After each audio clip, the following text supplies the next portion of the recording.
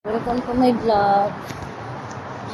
I'm here in the house of Ate Lisa. You see this lake? This lake, man-made lake. They made this lake. This is connected to the sea. See, oh. They have sagwan we call it sagwan here.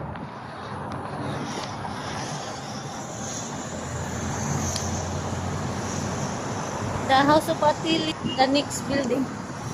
There, the Parkside building. Look at the lake. I'm here in Rimailan. Welcome to my vlog. Happy weekend, everyone. I'm gonna attend the birthday of Ate Lisa. We celebrate the birthday in the rooftop. The rooftop, I think 18th floor. I think it's 18th floor, the rooftop building. See, they have a nice view here. Okay, this lake is connected to the sea.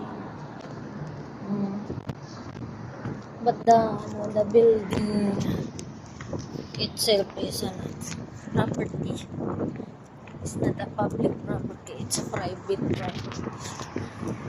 It's nice to go walking here also in the morning when you're not doing anything.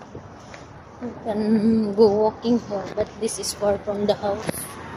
I'm mostly walking in the Cornish Beach, beside Cornish Beach. Yeah.